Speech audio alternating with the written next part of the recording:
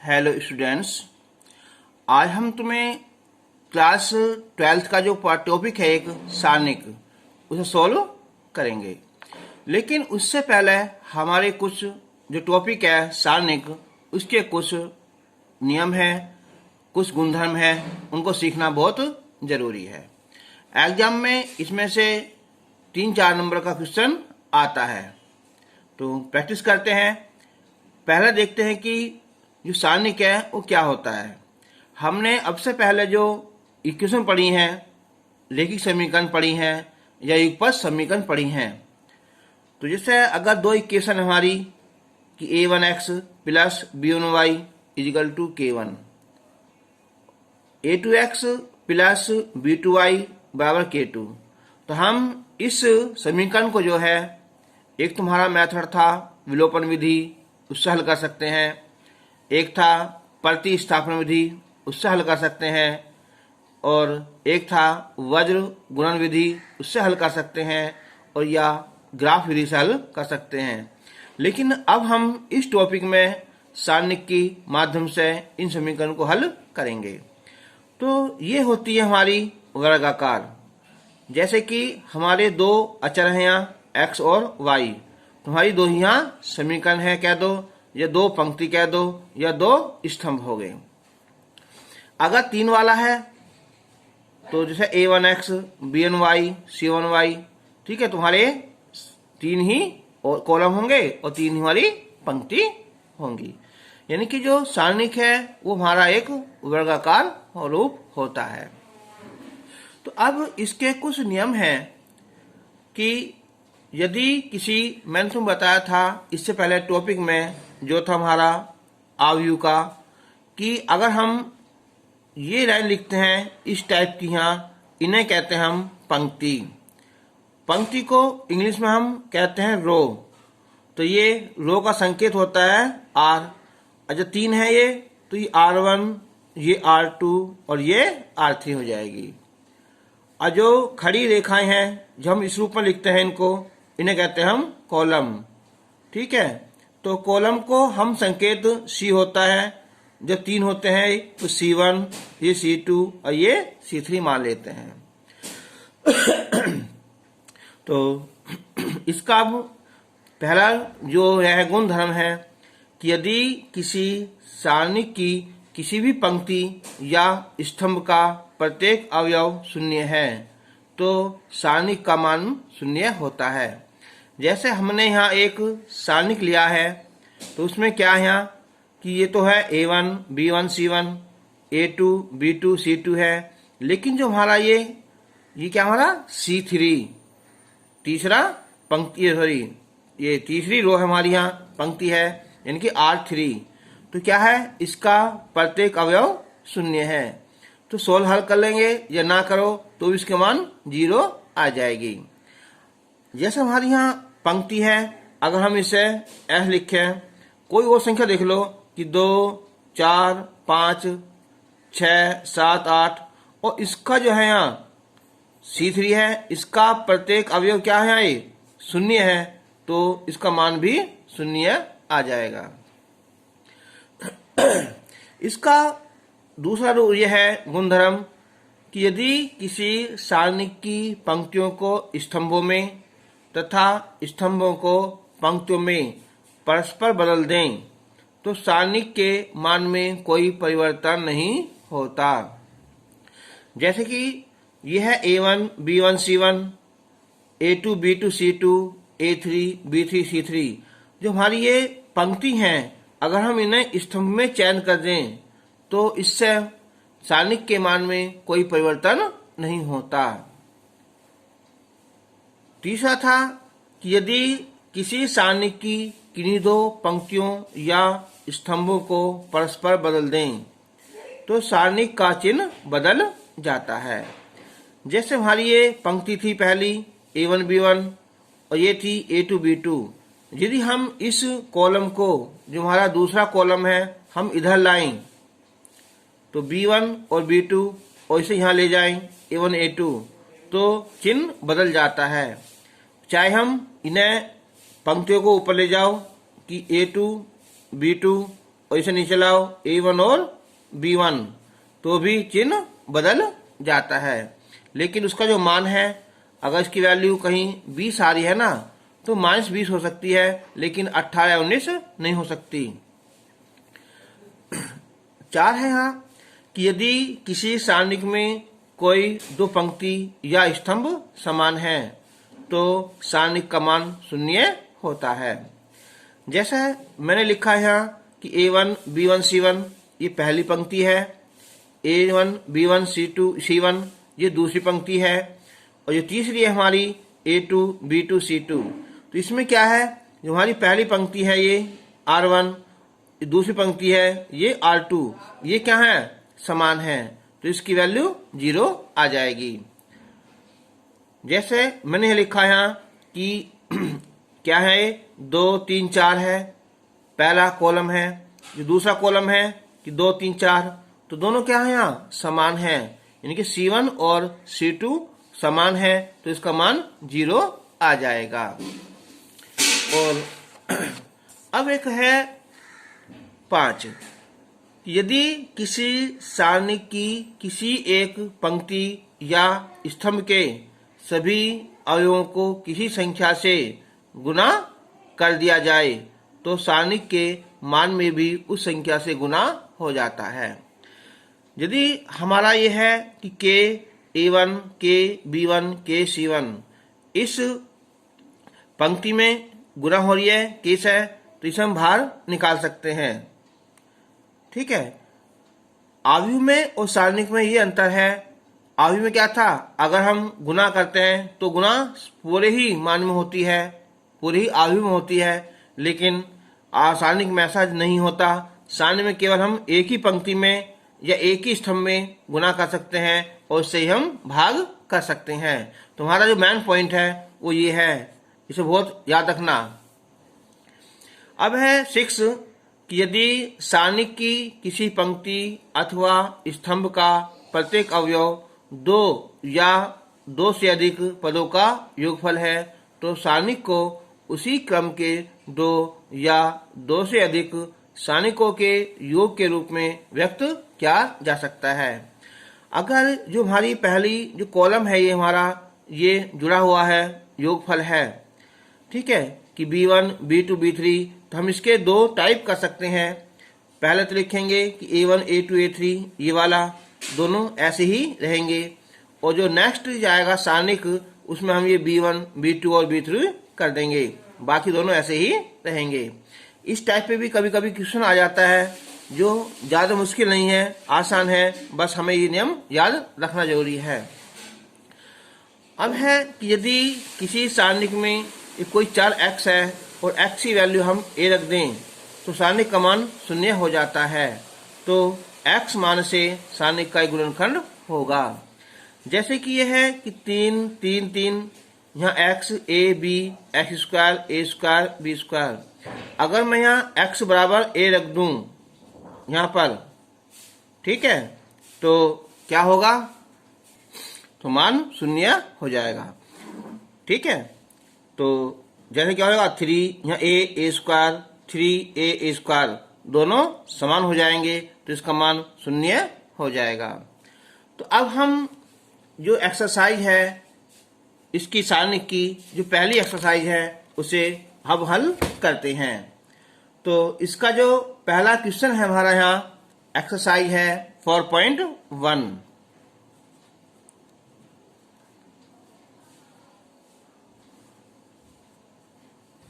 तो अगर हमने ये सारे जो उसके नियम हैं ये याद कर लिए तो हमें बहुत आसानी हो जाएगी। तो इसका जो एक पहला फर्स्ट क्वेश्चन है कि यहाँ 2 और 4 -5 और -1 इसकी वैल्यू निकालनी है। देखो सारणिक में क्या करते हैं हम, ये जो लाइन है बिल्कुल सीधी होती है और आव्यूह में हम यहाँ ब्रैकेट बनाते हैं। अब हम जिसका प्रसार करेंगे तो क्या करेंगे, इसकी गुना इसमें करेंगे, ठीक है, और इसकी गुना इसमें करेंगे। तो 2 ये हो जाएगी गुना -1 है और बीच में हम लगाएंगे माइनस, फिर हम -5 की गुना 4 से करेंगे तो ये हो जाएगा -2 और ये प्लस 5 चौक 20 तो ये हो जाएगा 18। तो इसका मान 18 आ जाएगा। क्वेश्चन नंबर 2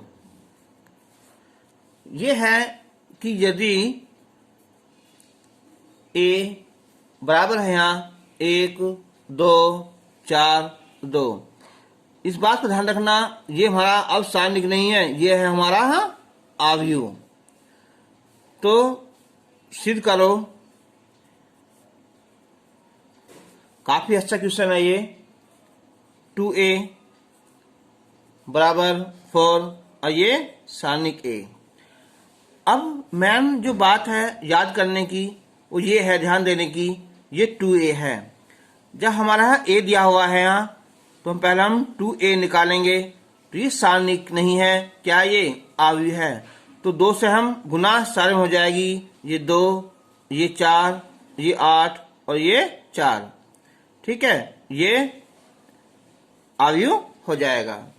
अब हमें क्या करना है, इसका मान निकालना है, ठीक है।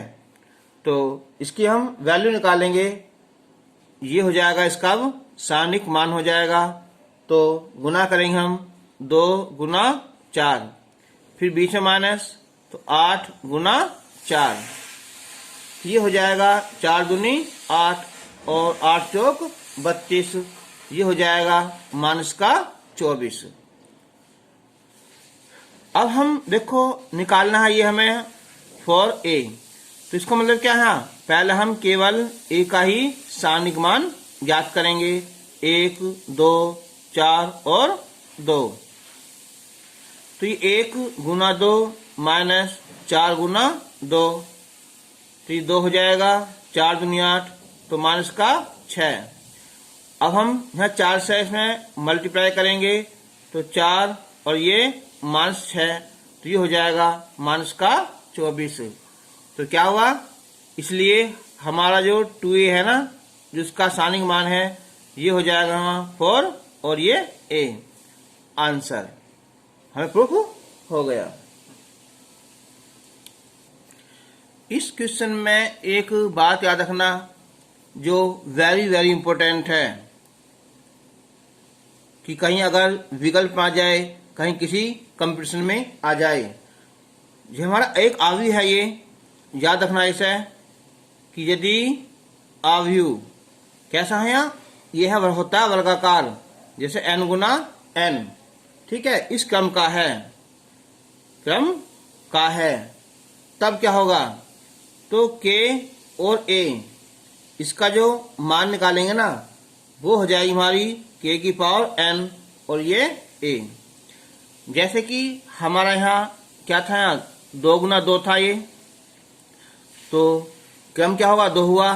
तो देखा है तुमने क्या हुआ, तो हमने क्या काम करा है, इसी घात 2 लगा दी, k की वैल्यू 2 लगा दी, तो क्या होगा, 2 दूनी 4, तो ये हमारा 4a हो जाएगा। अगर 3 होता तो क्या करते हम, 3 घात 3 करते तो क्या होता, हमारा 27 आ जाता। तो अब हम इसी बेस पर क्वेश्चन नंबर 3 करेंगे, और क्वेश्चन नंबर 3 है इसका यहाँ ये कि यदि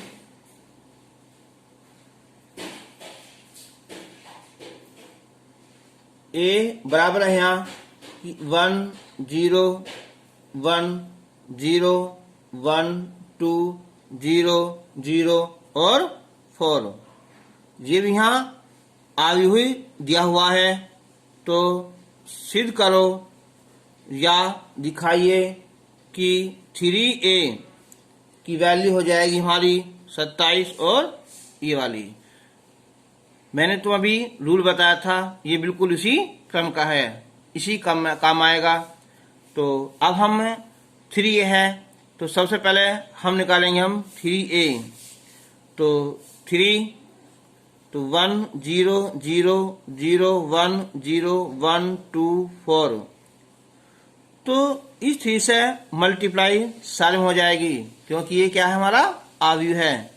तो 3 0 0 0 3 0 ये 3, ये 6 और ये 4 है, तो 3 चौक 12। अब हमें इसका सारणिक मान ज्ञात करना है। तो 3a का जब सारणिक मान निकालेंगे हम यहाँ इसका, तो ये आएगा 3, 0, 3 और 0, 3, 6, 0, 0 और 12। तो हमें एक चीज देखना है कि हमें 0 किस लाइन में ज्यादा आ रही है। ये क्या हमारा एक कॉलम है। अब हम इस कॉलम के अनुसार इसका प्रसार कर देंगे तो हमारा मान जल्दी ही हल हो जाएगा। तो हम जो है इसे, ये C1, ठीक है, तो हम लिखेंगे यहाँ कि C1 के अनुदिश प्रसार करने पर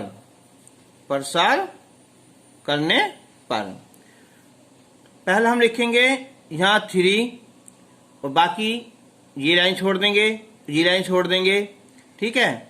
और फिर क्या बचेगा हमारा, ये बचेगा केवल यहाँ 3, 6, 0 और 12। अच्छा, उसके बाद हम अगर 0 लिखेंगे, ठीक है, माइनस आता है, फिर ये लाइन लिखेंगे, ये छोड़ देंगे ना, इसे ये छोड़ देंगे तो 0, 3, 0 और 12। उसके बाद हम प्लस, पहले प्लस, फिर माइनस, फिर प्लस, फिर 0 आ जाएगी यहाँ। ये इस पंक्ति छोड़ देंगे, इस कॉलम छोड़ देंगे तो 0, 3, 3 और 6। तो हम जो है अब आगे जब करेंगे तो हम डायरेक्ट ही जो 3 है ना इसे ले लेंगे, क्योंकि बाकी दोनों 0 आ जाएंगे। तो 3 हो जाएगा, ये 12 36, ये 0, 3 हो जाएगा यहाँ 108, ठीक है। ये वाक्य हमारे 0 हो गए। अच्छा, अब हमें क्या निकालना है, केवल हमें इस a का मान निकालना है। तो अब हम निकालेंगे इस सारणिक का मान। तो 1, 0, 0, 0, 1, 0, 1, 2, 4।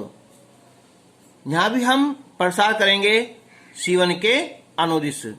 तो एक बाकी हम छोड़ देंगे, तो ये आ जाएगा हमारा 1 गुना 4, 4 आ जाएगा, और ये 0 गुना 2, 0 आ जाएगी, ठीक है। तो इसकी वैल्यू 4 आ जाएगी। हम लिख सकते हैं यहाँ कि C1 के अनुदिश प्रसार करने पर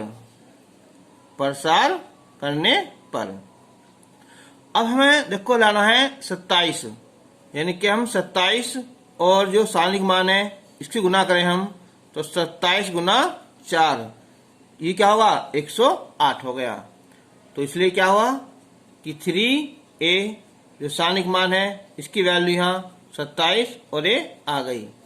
अब देखो मैंने क्या बताया था यहाँ कि ka अगर ये n गुना n क्रम का है, चाहे कोई सा क्रम हो, 2 का है 2 लिखोगे, 2 घात 2 4 जाएगी। इस बार क्या है, ये 3 है तो 3 घात 3 हो जाएगी, क्योंकि 3 क्रम का है ये, तो 27 आ जाएगा। अच्छा, ये बुक में क्वेश्चन नंबर 4 दिया हुआ है, ठीक है, इससे कोई अंतर नहीं पड़ता। अब इसका चलो क्वेश्चन नंबर 2 स्टार्ट करते हैं। आसान है ये कि cos theta minus sine theta और साइन थीटा और ये cos थीटा, इसका हमें मान ज्ञात करना है। ये हमारा इसका ये फर्स्ट पार्ट। तो हम जब मल्टीप्लाई करेंगे तो ये हो जाएगा cos स्क्वायर थीटा और माइनस, इनकी मल्टीप्लाई करेंगे तो माइनस आएगा तो प्लस हो जाएगा, फिर ये साइन स्क्वायर थीटा, इसकी वैल्यू 1 आ जाएगी। अब इसका जो एक सेकंड पार्ट है यहाँ, ये है कि x square minus x plus 1 और एक्स माइनस 1, एक्स प्लस 1 और एक्स प्लस 1। हम चाहें तो इसे कॉमन निकाल सकते हैं यहाँ से, क्या चीज x प्लस 1, और या हम सीधा डायरेक्ट प्रसार भी कर सकते हैं। तो गुना करते हैं, चलो हम तो x प्लस 1 की गुना x square minus x plus 1 और बीच में माइनस होता है, तो x प्लस 1 और x माइनस 1। तो x से गुना करेंगे तो x की घात 3 आ जाएगी, माइनस एक्स स्क्वायर और प्लस x। 1 से गुना करेंगे तो x square minus x plus 1। ये होता है x प्लस 1 x माइनस 1, ये होता है एक्स स्क्वायर माइनस 1। लेकिन बाहर माइनस लगा हुआ है इसलिए ये प्लस हो जाएगा। अब देखो ये क्या है, हमारा प्लस है और ये माइनस है, और ये माइनस है और ये प्लस है, तो ये बचेगा एक्स क्यूब और ये एक्स स्क्वायर और प्लस 2। ये इसका आंसर आ जाएगा। हम अब लेंगे इसका क्वेश्चन नंबर 7 कि x के मान ज्ञात करना है कि यदि 2 4 5 1, इसका मान है यहाँ कि 2x 4 और 6 और x, तो हम करेंगे इसकी वैल्यू निकालेंगे। तो 2 गुना 1 फिर माइनस, देखो पहले हम इधर से लेकर इधर गुना करते हैं, फिर माइनस 5 गुना 4, ये 2 एक्स स्क्वायर और माइनस 24, तो 2 20 हो जाएगा, ये बराबर 2 एक्स स्क्वायर माइनस का 24, तो ये हो जाएगा यहाँ माइनस का 18, इधर लाएंगे हम प्लस का 24 बराबर 2 एक्स स्क्वायर, तो ये हो जाएगा अब यहाँ 6 बराबर 2 एक्स स्क्वायर, और एक्स स्क्वायर की वैल्यू आ जाएगी यहाँ 3, तो x बराबर प्लस माइनस अंडर रूट 3। तो जो क्वेश्चन है आसानी से तुम कर सकते हो। अब हम आपसे नेक्स्ट वीडियो में मिलेंगे, तब तक के लिए गुड बाय।